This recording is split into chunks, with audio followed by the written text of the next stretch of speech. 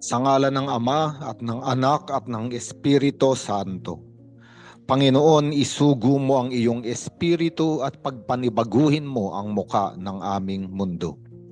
Ang ebanghelyo sa araw na ito ay mula kay San Marcos, Kabanata 8, talata 14 hanggang 21. Sa ebanghelyong ito, makikita natin na nakalimutan ng mga alagad na magdala ng tinapay at iisa na lamang ang natira sa dala nilang tinapay doon sa bangka. At sinabi ni Jesus sa kanila, mag-ingat kayo sa pampaalsang ginagamit ng mga Pariseo at ni Herodes. Kaya nga nag-usap-usap sila sapagkat akala nila ang pinapatungkulan ni Jesucristo ay dahil wala silang dalang tinapay. Kaya nasabi iyon ng Panginoon. Ngunit alam ni Jesus ang kanilang pinag-uusapan, kaya't sinabi niya, bakit ninyo pinag-uusapang kayo'y walang dalang tinapay? Hindi pa ba kayo nakakaintindi? At ipinaliwanag ni Jesucristo, nakalimutan nyo na ba nung paghati-hatiin ko ang 5 tinapay para sa 5,000 tao? Ilang kaing ang napuno ninyo ng lumabis na pagkain? At nung paghati-hatiin ko muli ang 7 tinapay para sa 4,000 tao, ilang kaing ang napuno ninyo? At para bang ipinaalala sa kanila ni Jesucristo na kahit isang tinapay ang dala nila sa bangka, ay kaya itong paramihin ni Jesucristo kung paanong naparami niya ang tinapay para pakainin ng 5,000 tao sa isang pagkakataon at 4,000 tao sa iba pang pagkakataon. At may mga lumabis pa nga. Ngunit ang pinapatungkulan dito ng ating Panginoon ay tungkol sa pampaalsa ng mga Pariseo at ni Herodes. Ano ba ang pampaalsa? Ang pampaalsa sa ibang salita ito ay yung lebadura na inihahalo sa masa ng harina upang paalsahin ang tinapay. Sa ebanghelyo ni San Mateo, ito ay may positibong kahulugan. Ang sabi ni Jesucristo sa Kabanata 13 ng ebanghelyo ni San Mateo, ang kaharian daw ng langit ay katulad ng kaunting pampaalsa o lebadura na inihahalo ng isang babae sa takal ng arena at napapaalsa niya ang buong masa. Ang ibig sabihin na maaring sa maliit lamang nagsisimula ang kaharian ng Diyos, ngunit ito ay sapat na para sakupin ang buong masa. O maaari nating sabihin na ang kaharian ng Diyos ay nagsisimula sa maliit, ngunit ito ay unti-unting lalaki hanggang masakop niya ang lahat. Ngunit sa ebanghelyo natin ngayon, ang lebadura o ang pampaalsang tinutukoy ni Jesucristo ay may negatibong kahulugan. At makikita natin na ang negatibong kahulugan ng pampaalsa ng mga Pariseo at ni Herodes ay kasalanan at kasamaan. Kapag babasahin nga natin ang sulat ni San Pablo, unang sulat sa mga taga-Korinto, Kapitulo 5, versikulo 6 hanggang 8, pinaliwanag ni San Pablo ang maling larawan o negatibong katangian ng lebadura. Sinabi ni San Pablo, hindi kayo dapat magmalaki. Hindi ba ninyo alam ang kasabihang napapaalsa ng kaunting pampaalsa ang buong masa?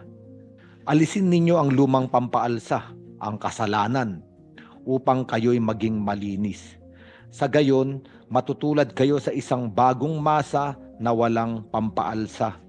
At talaga namang ganyan kayo, sapagkat naihandog na ang ating korderong pangpaskwa na walang iba kundi si Kristo.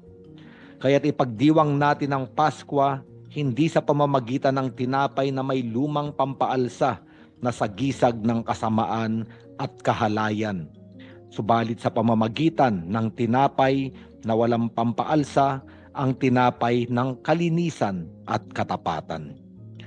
At sa sulat na ito ni San Pablo ay nagiging maliwanag ang ibig sabihin ni Jesucristo, na ang pampaalsa ng mga Pariseo at ni Herodes ay ang lumang pampaalsa ng karumihan kasalanan at kahalayan. Ngunit, sinabi ni San Pablo na tayong lahat ay tinatawagan na maging isang bagong masa, maging bagong tinapay na walang libadura. At mahalagang malaman natin na ang tinapay na walang libadura ay sagisag ng Paskwa, sagisag ng pagtawid mula sa pagkaalipin papunta sa paglaya. Sapagkat nung umalis ang mga Israelita sa Ehipto at sila ay lumaya, ang tanging dala nila ay tinapay na walang libadura. At sa tuwing nagdiriwang ng Paskwa ang mga Hudyo, palagi silang kumakain ng tinapay na walang libadura. Ang ibig sabihin, yung libadura na nagpapaalsa ng kanilang tinapay na galing sa Ehipto ay wala na. Kaya nga meron ng bagong masa, bagong tinapay na walang libadura, simbolo ng paglaya sa pagkaalipin. At sa bagong tipan, ang Paskwa ay naganap na kay Hesukristo. At ang Paskwa ay pag-alis o pagtawid mula sa kasalanan patungo sa bagong buhay. Pagtawid mula sa kamatayan patungo sa buhay na walang hanggan. At ito ay naganap sa ating Panginoong Hesukristo. Kaya nga, ang sinasabi sa atin ng Ebanghelyong ito, katulad nung sinasabi ni San Pablo, tayo ay magdiwang ng Paskwa, pagtawid, umalis sa isang kalagayan at tumungo sa isang mas mabuting kalagayan. Para bang sinasabi ni San Pablo, iwan na ang mga lumang libadura, ang lumang pampaalsa. Iwan na ang lumang buhay ng kasalanan, karumihan at kahalayan. At maging malinis katulad ng tinapay na walang libadura. Napakaganda sapagkat para palayain ang bayang Israel, kailangan ng kapangyarihan ng Diyos. Para sa atin naman, para tayo palayain at makaranas ng Paskwa ng pagtawid mula sa buhay ng kasalanan patungo sa buhay na nakaayon sa kalooban ng Diyos, kailangan ng korderong pangpaskwa, si Hesukristo, ihandog at ang kanyang dugo ang maging tanda upang lahat tayo ay makaligtas sa pagkaalipin sa kasalanan at sa kamatayan. Napakalalim na salita na hindi naunawaan ng mga alagad sa ating Ebanghelyo. Ngunit ang sinasabi lamang ni Hesukristo, bumubuo ako ng bagong tao, bagong simbahan. Kayo na aking mga alagad ang magiging bagong masa, ang bagong tinapay na walang libadura. Sapagkat lilinisin ko, aalisin ko ang lumang pampaalsa at bibigyan kayo ng bagong buhay. Kaya nga sa araw na ito, sinasabi sa atin ng Panginoon, hindi natin kailangang mamuhay sa nakaraan.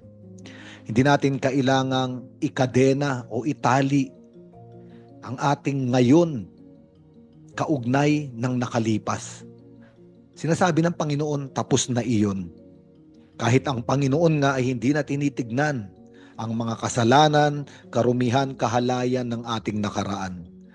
Interesado ang Diyos at nakatingin siya sa kung ano ang magagawa niya sa atin ngayon, sa araw na ito, na tayo ay maging mga taong katulad ng bagong masa, mga taong tumatawid sa lumang buhay, patungo sa buhay na ibinibigay sa atin ng Panginoon.